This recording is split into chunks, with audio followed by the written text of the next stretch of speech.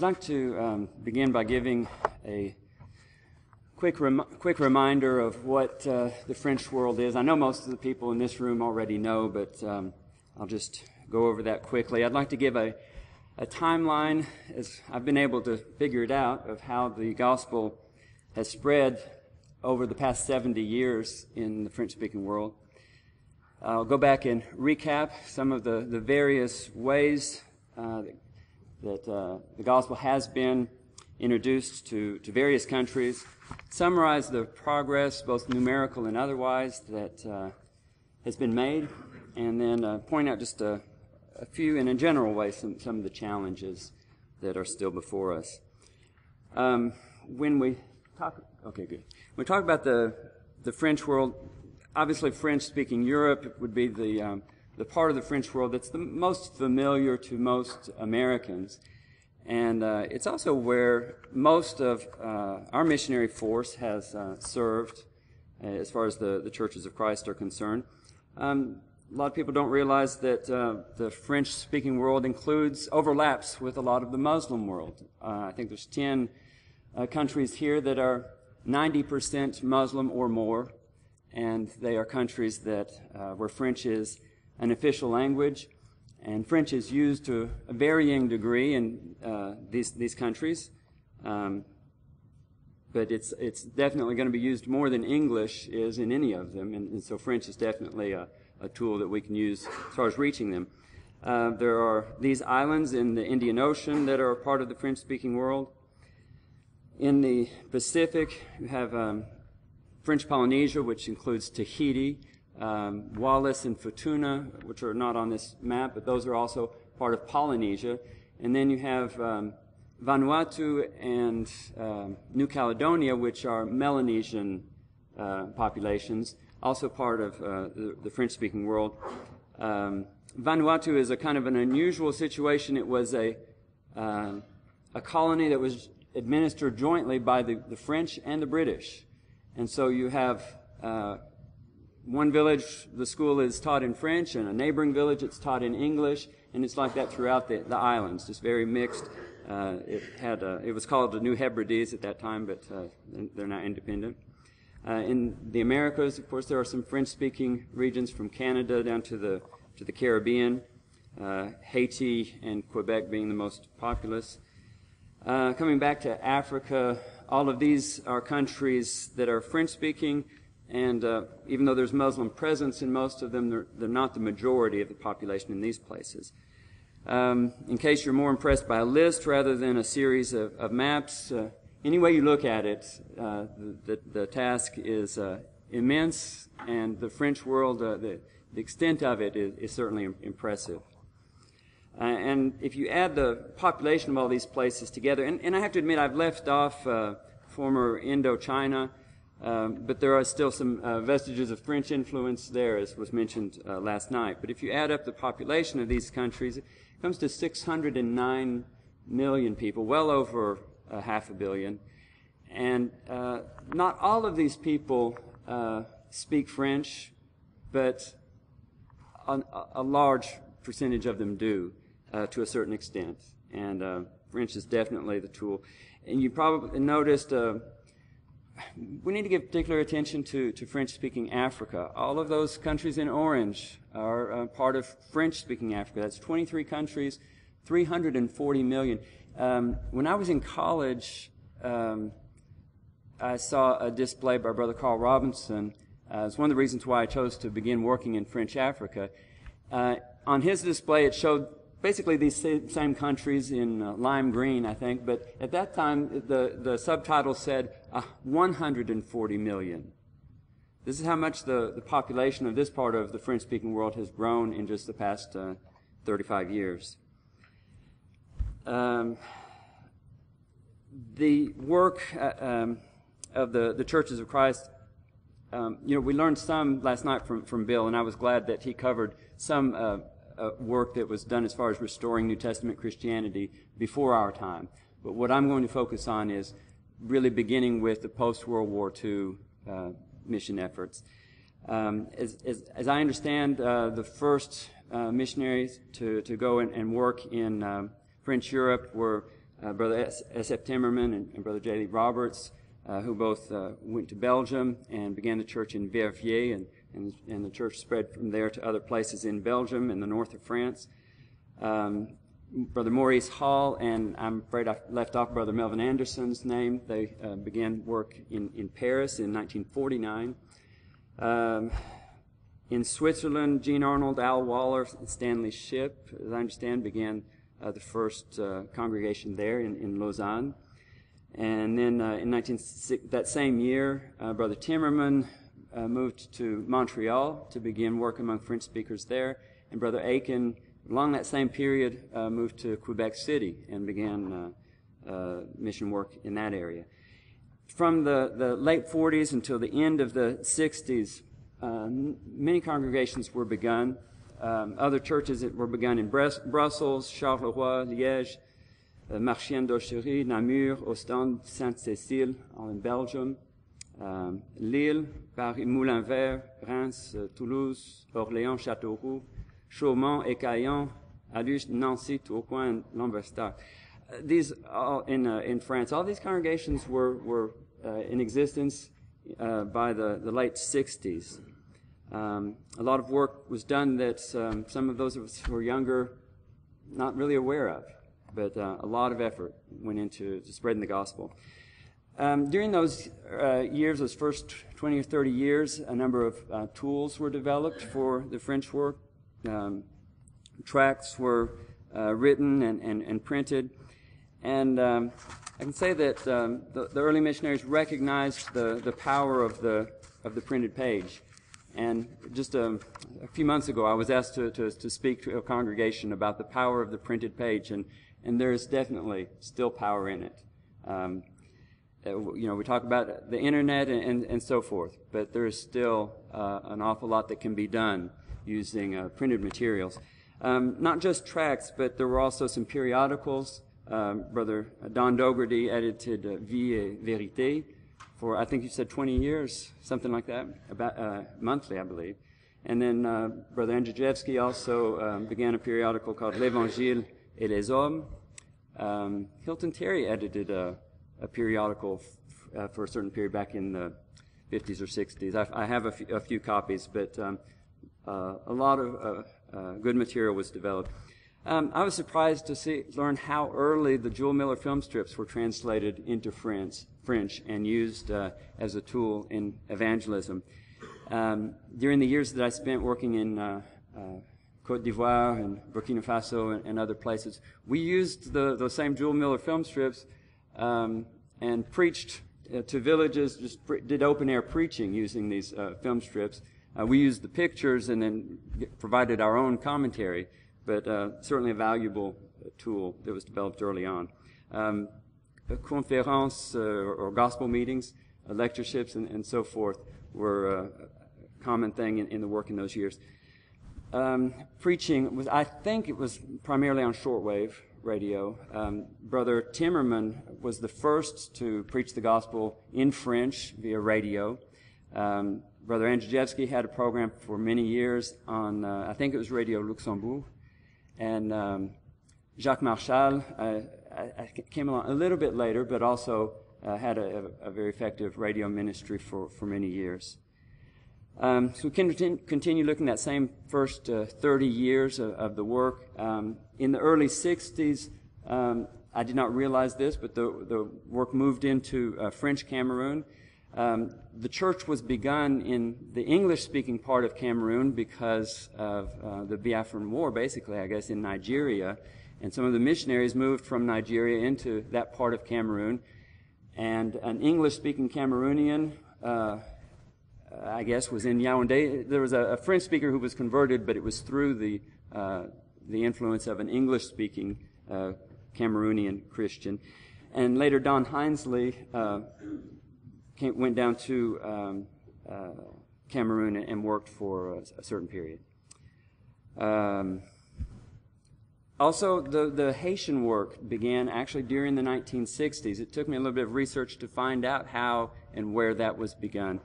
But Wessner Pierre was converted after being asked by an unknown American missionary, I don't know who it was, that was visiting in Haiti, and asked him to translate a tract from English to French. And that had an impact on him, and he ended up preaching and beginning a congregation. He later, in the mid-'60s, had the opportunity to study at Alabama Christian College, and I don't know if he completed the program there, but when he went back, he continued to work very zealously.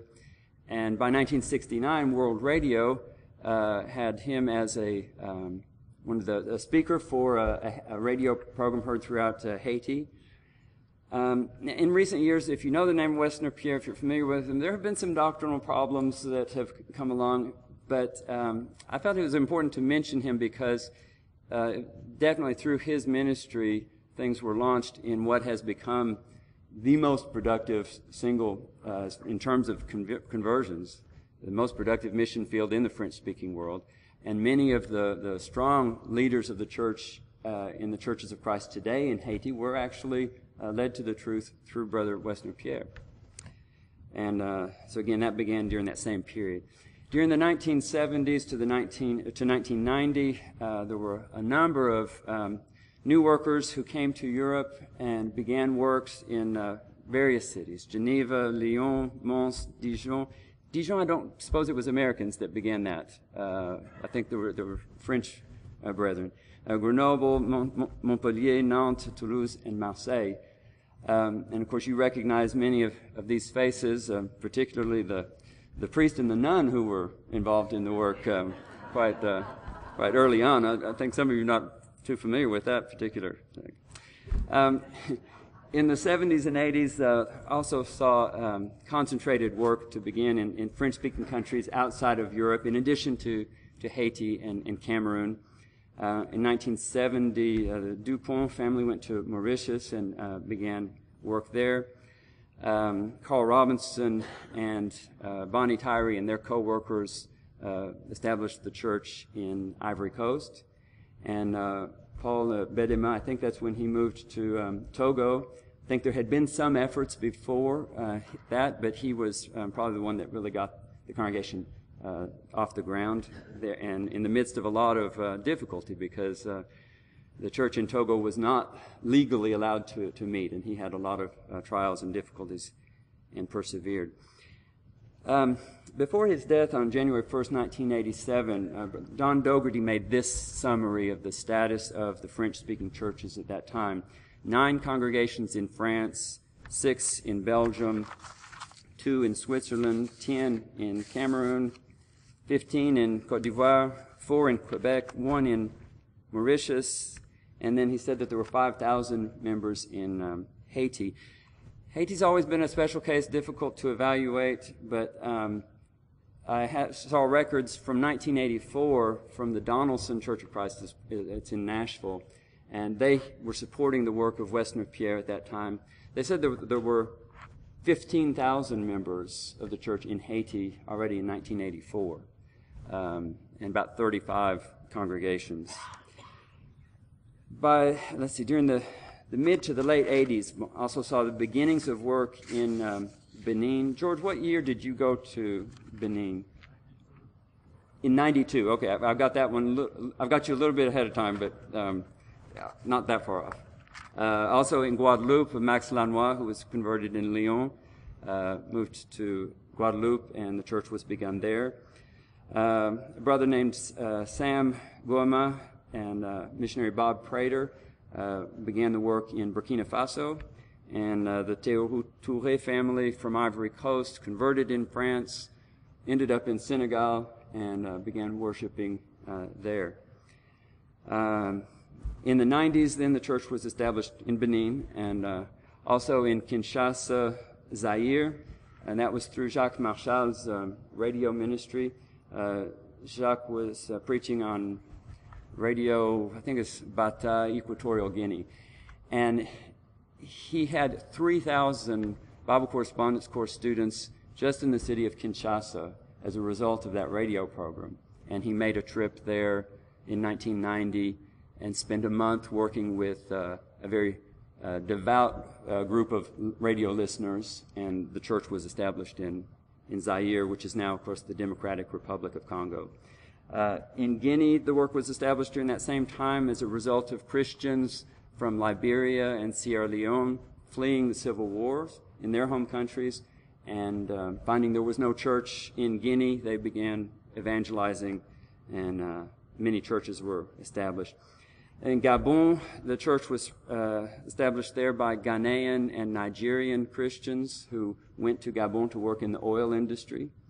Madagascar, I think this resulted from correspondence coursework carried on from Geneva, later strengthened by Brother John, I'll just call him R because I can't pronounce his last name, who was converted, I think, in Geneva and then went back to his home country of Madagascar and also worked with the church there. And then in Chad, the church was established around 92 through Chadians converted when they were in Nigeria and Cameroon. Since the year 2000, the work has been begun in Mali, in Central African Republic, Mauritania. There were short-term visits. Bonnie Tyree, John Kessie, Isaac Nyou, and others made short. You did go, Bonnie, where are you? You did go to Mauritania, didn't you? I don't want to put you where you don't belong. Okay. But after those visits, a brother named Gay Guy, if I have time, I'll tell a little about him later on. He and his family moved there and have done an amazing work. Niger, workers were sent from Nigeria in a collaborative effort. They were sent by a congregation in Jos, Nigeria, and sponsored by churches in the States. Burundi, the work was begun. Doyle Key and I went to follow up on some correspondence course students there in Bujumbura, and that has resulted in several congregations that are now meeting in Burundi. Djibouti, in 2006, Brother John Kessie, a Ghanaian preacher, was sent to Djibouti to try to begin the church. He spent a couple of months there at the most, but the church was established and is still meeting today. And then the Republic of Congo just last year, and in Vanuatu. I don't have a year for that, but it's been since the year 2000, I believe, that Ed Cruikshank went and began the work there, and now there's a team of missionaries working in that country as well.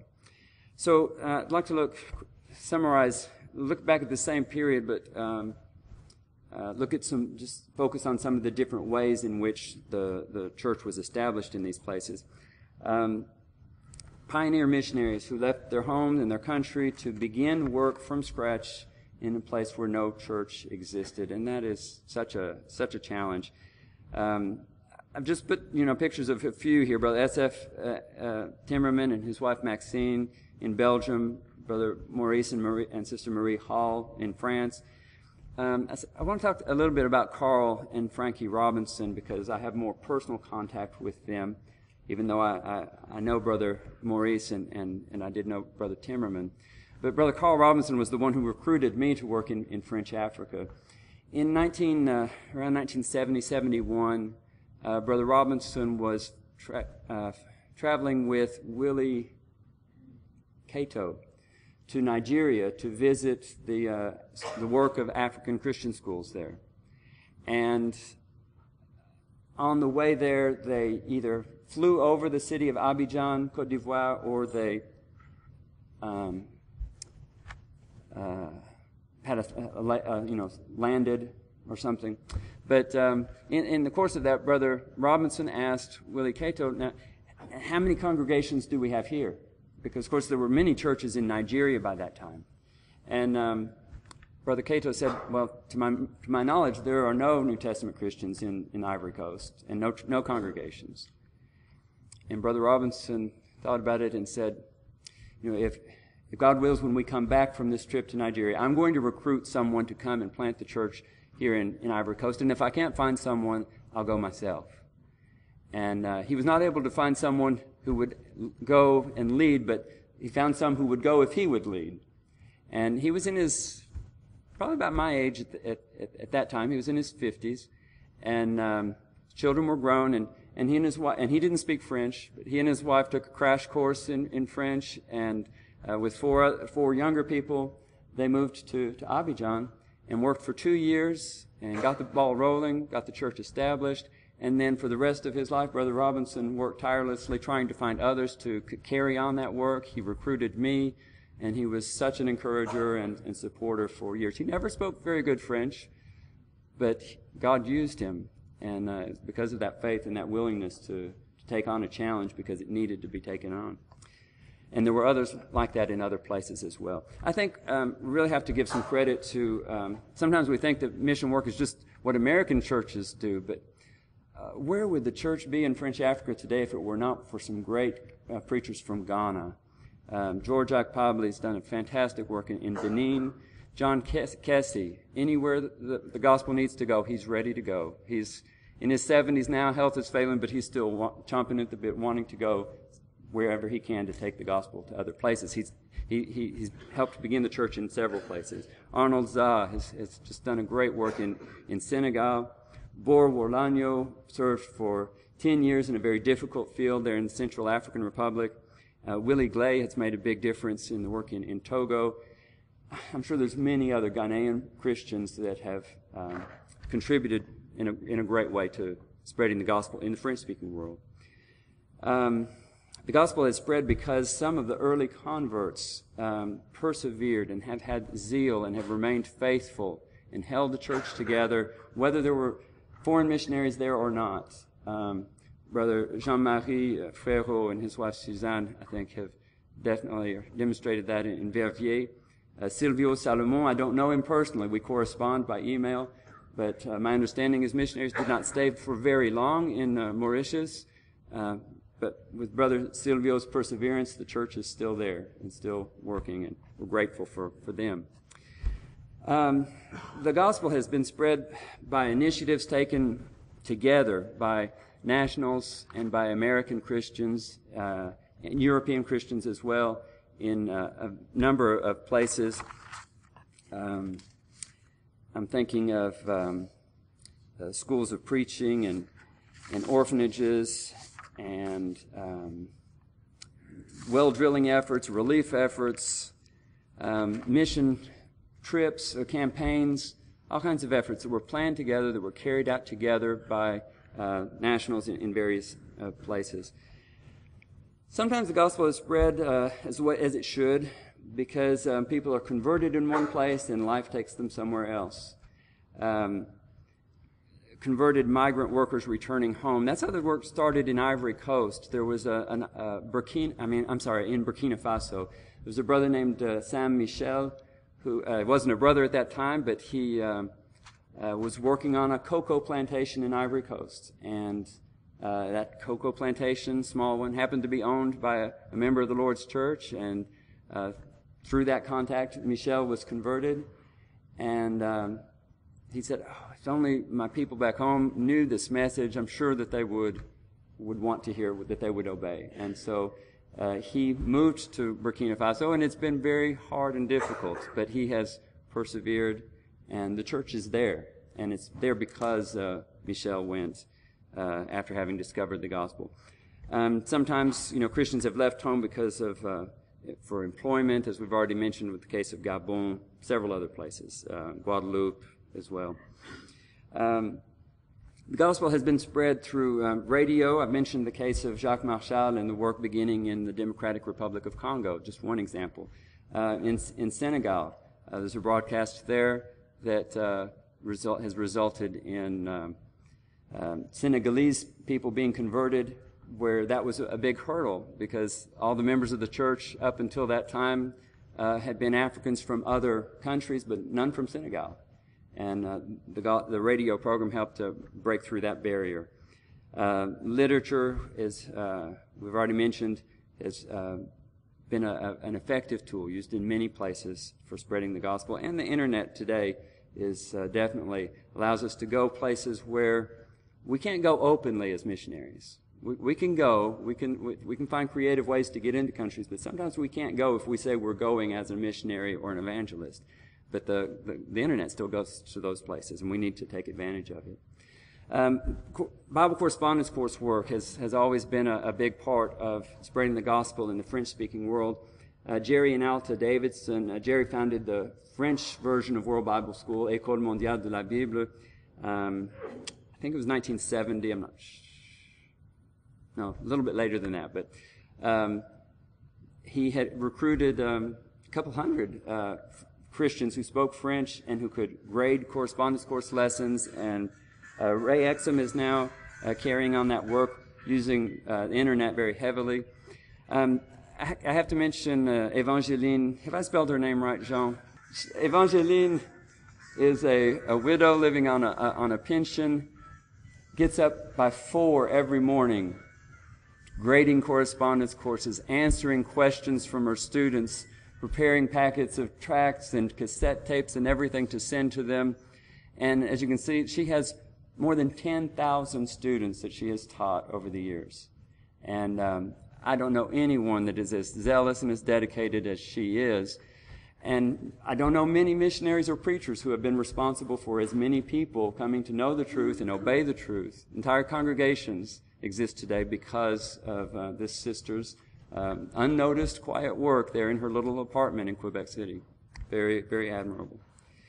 Sometimes the gospel is spread in ways that we wouldn't want, but God uses all kinds of means.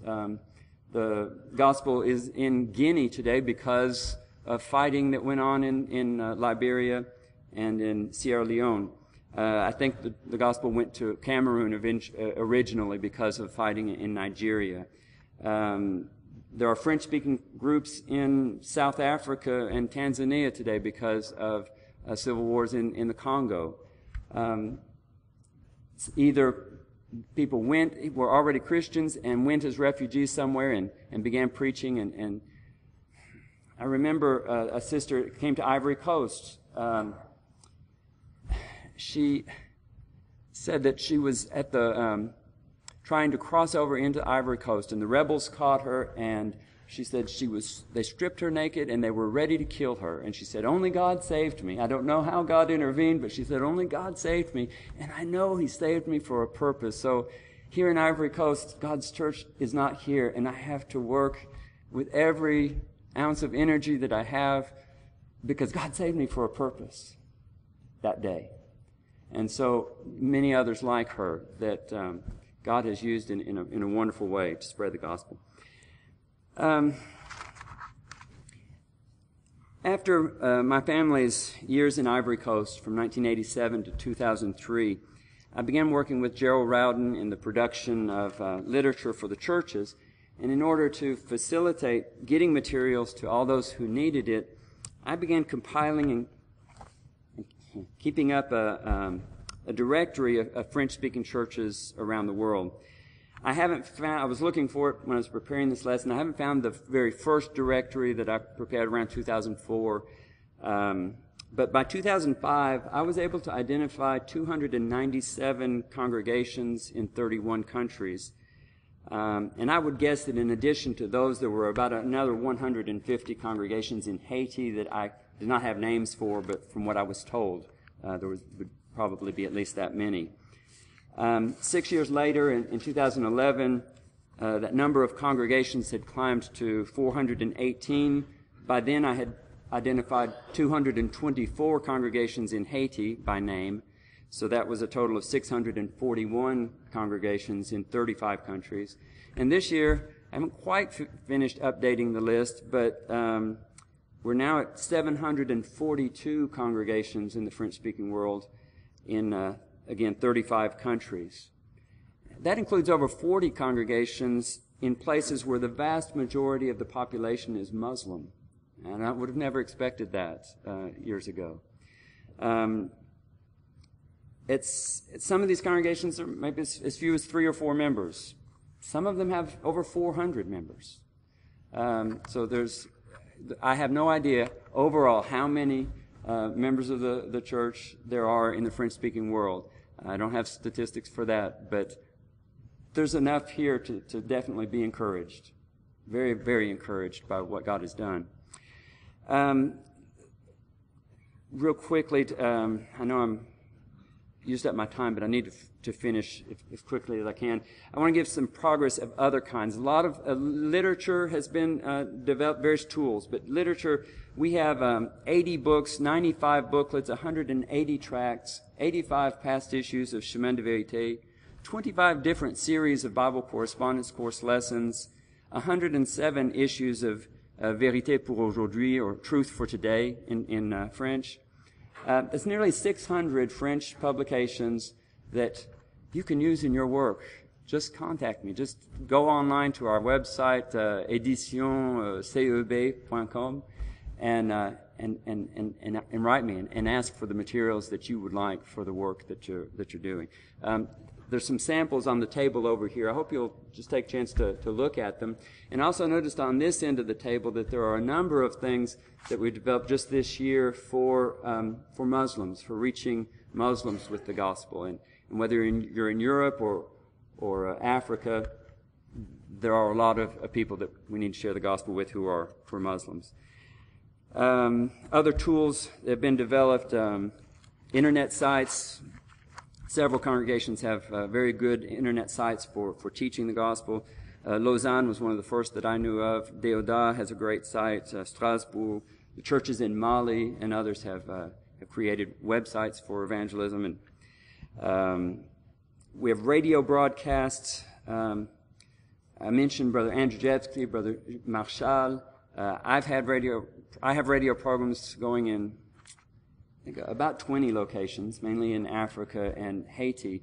And whether it's Brother Andrzejewski's or my own, hundreds of radio broadcasts, generally 15-minute ones, that if you want to put a radio program on an FM station somewhere, you just let us know. I can make CDs, send you those lessons, and you can put them on the air.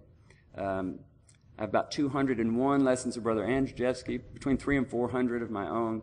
A lot of material that you can choose from. Let's see.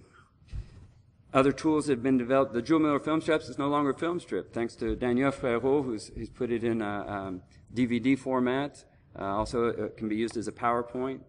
Schools of preaching. I wish I had time to talk about this. They have made such an impact on spreading the gospel in both Haiti and Africa. Schools in Benin, the school that Brother Akpabli began, the school that we began in Ivory Coast, and it's continued now led by Ivorian brothers. The Democratic Republic of Congo has a school. Senegal, Haiti has more than one preacher training program. The Centre Bonne Foi, the Colonie de Vacances, Chrétiens en Mission, these programs that you who work in Europe are familiar with, and that are also tools for grounding people in the work. Other kinds of progress that are kind of hard to evaluate. Spiritual maturity. You know, when you're talking about hundreds of congregations and thousands of Christians, you can't just evaluate them. But, you know, in traveling throughout the French-speaking world, I am constantly amazed and impressed with the spirituality and the faithfulness of many of those that I meet, whether they're in Belgium or in Mauritania or Haiti, Côte d'Ivoire, the Congo. We have a lot of strong, faithful Christians in various places. Hundreds of gospel preachers now preaching the word every day. We have elderships in several places now. I know in the past Deodat had elders. I don't know about now. The church at Charlon in Montreal used to have elders, and does not at this time. But Verviers, Geneva, Lomé, Port-au-Prince, all these are places where we have congregations with elderships in place. All right, just quickly, challenges. There's nowhere that we can say that the job is done, that's for sure. But, you know, in many places we have just a foothold. 5 congregations or less. In some places, 5 Christians or less. You know, some places we can say we've entered the country, but that's about it. The work still remains to be done. Belgium, Burkina Faso, Djibouti, Gabon, Guadeloupe, Guyana, Morocco, Mauritius, Mauritania, Rwanda, Switzerland, Vanuatu, all these places where we just have a couple of congregations or fewer, 5 or less, a lot to be done.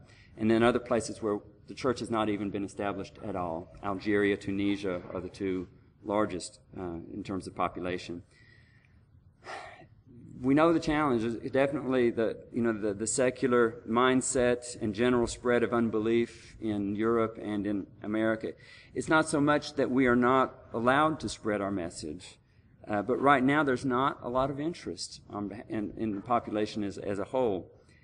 And we have to be faithful, like the prophets in the Old Testament, some of whom God told them ahead of time, I'm sending you to preach. I'll tell you ahead of time, most people are not going to accept what you're going to preach, but you have to do it anyway. I'm sending you, and this is your mission. And sometimes we have to preach in that situation, but sometimes that situation changes. Northern Ghana was always a hard field for the church to penetrate. In Northern Ghana, it was more Muslim. Not many people were converted there. But then there was a tribal war between two tribes, and the result of that, the aftermath of that war, was that a lot of people who had not been interested suddenly became receptive to the gospel. And we don't know when things are going to change, but we need to be there, and we need to be equipped, and we need to be ready to take the gospel when people are ready to listen. And then finally, special challenge, the French Muslim world. All of these countries are heavily Muslim, and then we need special preparation. There's some built-in barriers to spreading the gospel in Muslim populations, and I don't just mean political barriers. I mean that there are beliefs that are deep set in most Muslims, that the Bible is corrupted, so there's no point in reading it, that God could never have a son, so the idea of Jesus as the Son of God, the idea that Jesus died on the cross, the idea that his death could be a sacrifice for sins. All of these are things that most Muslims reject automatically, and so it's a challenge. But I'll just close with this idea about Muslims, and that is that I read a book last year called Wind in the House of Islam. And this book studies movements to Christ among Muslim populations.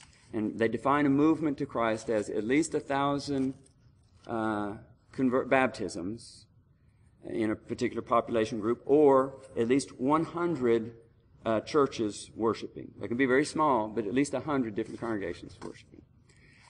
In the first 1,400 or 1,300 years of Islam, there were no movements to Christ that would fit that description. Up until the year 2000, there were, I think, 2 such movements. As of 2013, there are 82.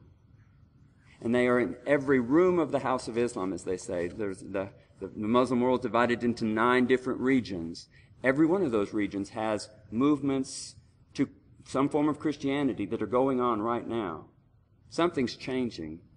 And we need to prepare ourselves and have the courage and the creativity to accept that challenge. Thank you so much for your attention.